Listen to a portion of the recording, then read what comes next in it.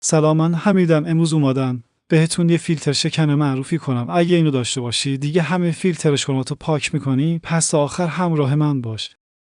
ما به برنامه WG تانه نیاز داریم که لینک برنامه داخل کانال هست و کانفیگ ها هم داخل کانال تلگرام هست که توی کامنت اول پینش کردم. بعد از نصب برنامه روی 3 نقطه کانفیگ میزنیم تا ذخیره بشه.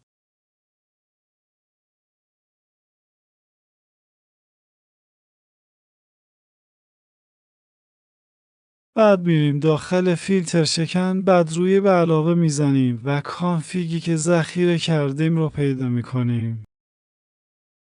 بر روش کلیک میکنین، بعد فیلتر رو روشن کنید.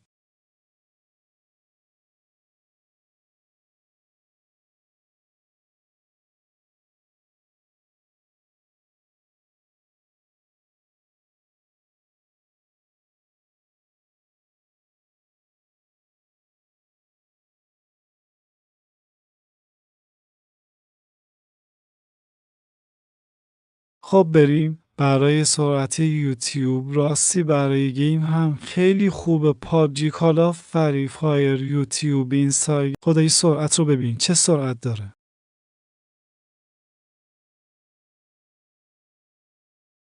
سرعت ببین، عشق کن، استفاده نکنی همه چیز رو از دست دادی.